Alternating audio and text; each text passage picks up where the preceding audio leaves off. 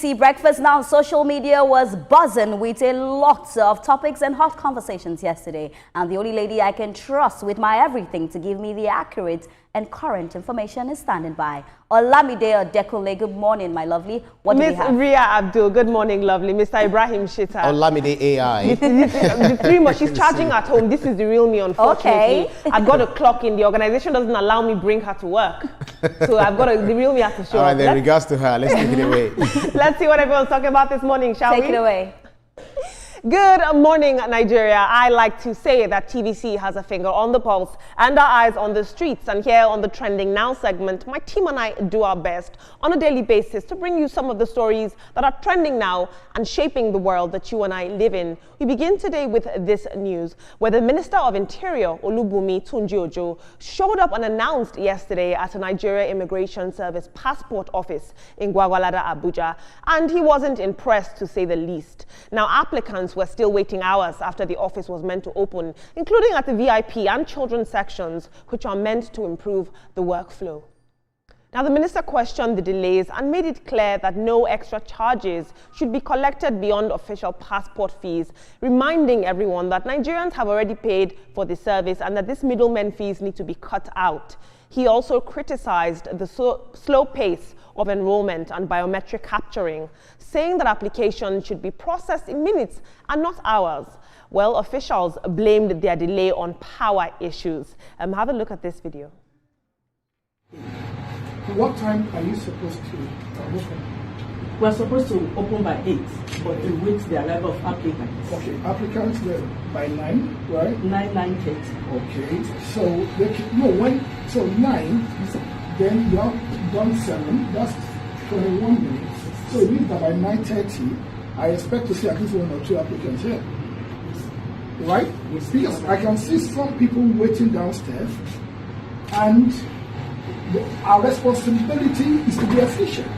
Our responsibility is not to keep people waiting. It's not just good enough for you to serve people. He described the situation later in the video as unacceptable, but his message was pretty simple. Passport offices must operate with efficiency, with fairness and respect, because public servants are there to serve Nigerians and not waste our time. That was a good message. Let's have a look at social media. I'll take 3 social media entries. Oluwatosin says, something has and is utterly still wrong at BTO official. Sir, please don't let these people sabotage your good efforts. Many of them are really not serious about the job. No customer focus. Please unclog all these bottlenecks across all NIS centers. Too many rogue and lazy NIS officers. Paul Ademujimi says, training and training and training. We must be systemic with the change we want to see and the sustainability of it. Prioritize and institutionalize annual training to cap up the good work. Finally, Isaac says, seriously, every institution in Nigeria needs tough hands, apart from their lascivious attitude towards service. Why can't they have enough desktops and machines to do their job? Imagine having only 1 or 2 laptops at a time for enrollment, and you have hundreds of persons waiting. Now, team, the world of social media, yesterday, there was a lot of backlog at the Swedish embassy in Abuja. Several applicants were complaining that they were left there for hours, and the Swedish embassy essentially said we had power issues and this is why you had to wait all day. But this is a pattern that we're seeing across all embassies. It is a problem. It's great to see Tunji-Ojo come out and go to the grassroots and try to fix, you know, the systems that often make Nigerians wait for hours and hours. There's no reason why you should spend your whole day at a passport office, Rhea. Of course, absolutely no reason why you should spend your whole day there. Unfortunately, I do not have a Nigerian passport, so I don't know, you know, the procedure it takes to have the passport or to renew the passport. But I know in Ghana, it's very, very seamless. You know, you don't waste your time. You go there, you do your biometrics, and you get your passport even for renewal as well. But I've heard from my friends that are Nigerians that would tell me that they wait long hours. You know, sometimes they even wait long hours. They stay there, they do not get it. Oftentimes, somebody will tell you, you need to give them money before they hasten it up for you. When we put somebody in authority, this is what we were supposed to see. This is what we want to see. So I love what he did. I love the fact that it was videoed and it came on social media, just telling the people to do the right thing. Because when you're in a place, you're not supposed to extort people. A passport is something that is very very vital. You may need it for traveling, you may need it to travel for emergency, it may be education, it may be, you know, health-wise. So I don't think it's something that should be delayed. And I feel like the passport system in Nigeria oftentimes is very stretched because people even dread to go to the passport office, which is not supposed to be. So I think it's a good one that, you know, he came out to speak, you know, for the masses, speak out for the people. I just hope that they take heed to everything that he said. Yeah, so there is no disputing the fact that Honorable Olubimi Ojo has really done so much in terms of showing up, revamping, rehabilitating, and doing so many things to ensure that Nigeria's immigration system, the passport system, is very, very efficient. But you still have some saboteurs within the system not doing what they're supposed to do, because why should you be getting late? Even if the systems, even the network, if the network is not good, you should be at your duty post. You should not be found wanting of the relation of duty, because that's the clarion call. Whenever you're expected to resume at a particular point in time, you have to get to the office and you have to be there. Whether the applicants are there or not, your duty is to be there. And one thing is that those who are even charging extra in different locations, at different locations rather, they also are not doing, they are doing a disservice to the Nigerian system, because one thing is that there is an amount of money that is already pegged on it, and then you now add your own, making it difficult for Nigerians who just want this passport, maybe not just for travel, but for applications. You know, some people work from home, they do their working online, and they have to use the passport to make these applications. But one thing is, I've not necessarily experienced, you know, these difficulties. I renewed my passport in Ikoyi. It was almost same day. Maybe because you're a journalist, actually. Even in Lagos, sorry, in Ikeja, when I did it recently for my family, it was the same day. But we still saw a whole lot of people who were complaining and all of that. So I feel we can do better. But the thing is, the immigration system is really is different from what it used to be. Absolutely, and it's interesting to see that the passport officers blame power supply for the extreme long delays. But the issue here is that these middlemen are benefiting off of those delays, making you pay and wait and wielding that power. Even in VIP and children's sections that should ideally be fast-tracked, it's good they know that their leader is watching them. Thank you so much for your input, team. Moving on in the world of sports and social media. The driver charged in the crash that injured boxing star Anthony Joshua and killed 2 members of his team appeared in court in Ogun State yesterday. A magistrate's court in Shagamu granted 5 million naira bail to 46-year-old Adeniyi Kayode, the driver of the Lexus SUV involved in the accident on the Lagos-Ibadan Expressway, and they've adjourned the case to the 25th of February this year. Now, Kayode is facing serious charges, 4 of them, including dangerous driving causing death, reckless driving, and driving without a valid license. And he's been linked to the deaths of Lateef Ayodele and Shina Gami, close friends and almost brothers of Anthony Joshua. Recall that Anthony Joshua survived the crash with injuries, while his 2 friends died at the scene after the vehicle rammed into a stationary truck. Most recently, the former heavyweight champion has since returned to the gym, and he's training and sharing clips online, which he described as mental strength therapy. Very interesting. Let's have a look at social media. Seoff says, "Of course it's worth it. It will deter other drivers from being careless if justice is meted out to this one, because most of these drivers are always under the influence when driving."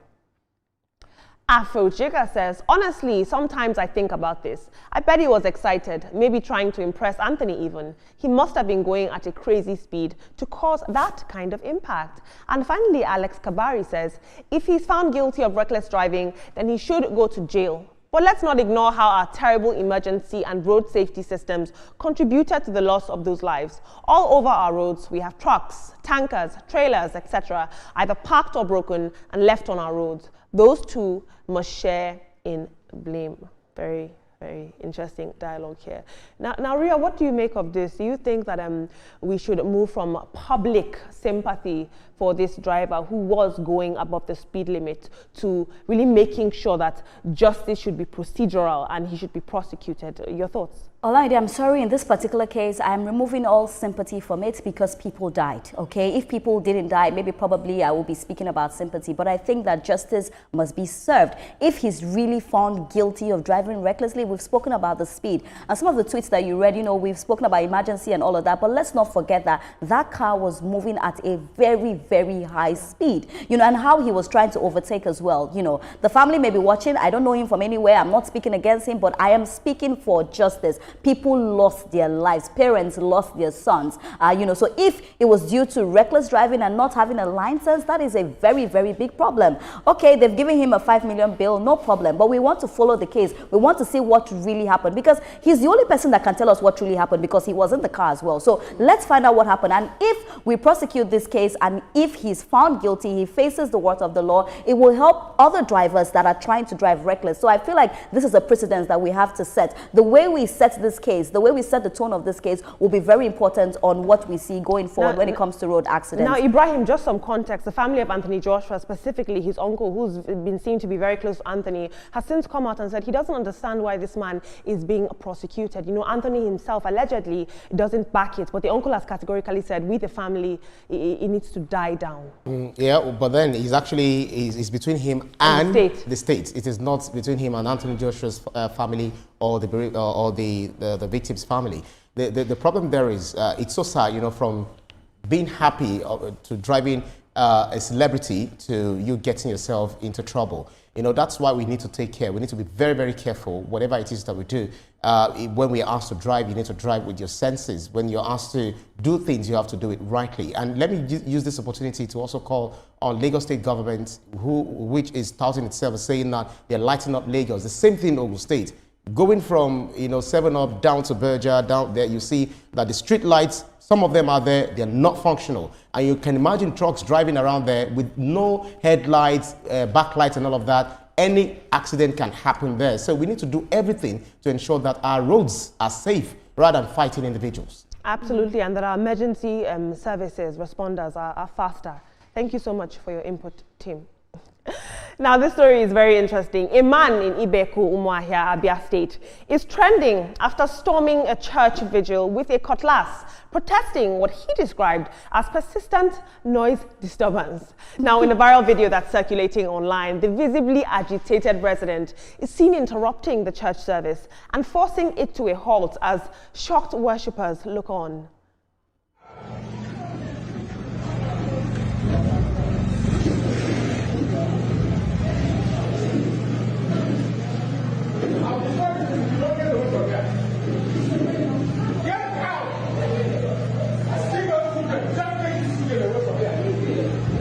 Noise pollution.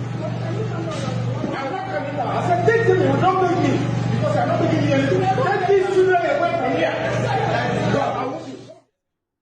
It's time we have this conversation about noise pollution. Let's have a look at social media. Jorge Slim says, after hustling throughout the day, you come home to rest, and some people just get up and start disturbing. You make a complaint and they start praying against you because you are the devil and you dare to voice out your frustrations. He's justified in what he did. Dawson says, even if he has issues with the sound levels, he has no right to use a weapon to threaten and chase them away. It is against the law and should be arrested and prosecuted for that, or cautioned with an undertaking. Meanwhile, he can still use the legit mediums to address his case. And finally, Eminence Prodigy says, solution, churches. For vigils, get soundproofed or no PAS at night. Minimal PAS for day services. For mosques, embrace mobile applications that function as call to prayers. Local mosques can get their own voice on the app. Then you find your mosque to subscribe. Thank you, Eminence. Team, very quickly, because we are running out of time. This man got into that church and said, enough is enough, Ria. We've seen recently, especially in the east and the southeast, you know, governors coming out to put policy in place to curb noise making, to curb noise pollution, because it is still a very valid form of pollution. I know in my area that I just moved to, the only day they don't have church service, Ria, is Wednesday. And the thing is day. that these people pray from Monday to Friday, but oftentimes we don't even see them putting in the work for God to bless them. But that's on the other side. You know, oftentimes I've said you can speak to your God without shouting. Olamide, let me tell you something today on TV. You know, I don't even listen to some prayers because it gives me anxiety because of the way they shout.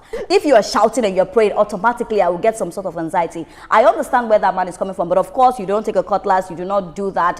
He shouldn't. The way he went about it was wrong. But sometimes the noise can be very frustrating. Imagine you're tired, like I just finished the morning show like this. I woke up at 3 a.m. I'm so tired, and I go home, and the next is somebody, hallelujah, praise God. I'm like, what is really going on? So I think that we need to look at soundproof in our churches. You know, oftentimes the disturbance is a whole lot. We know that we're praising God, but our God as well. I don't think there was any place God told us to be shouting.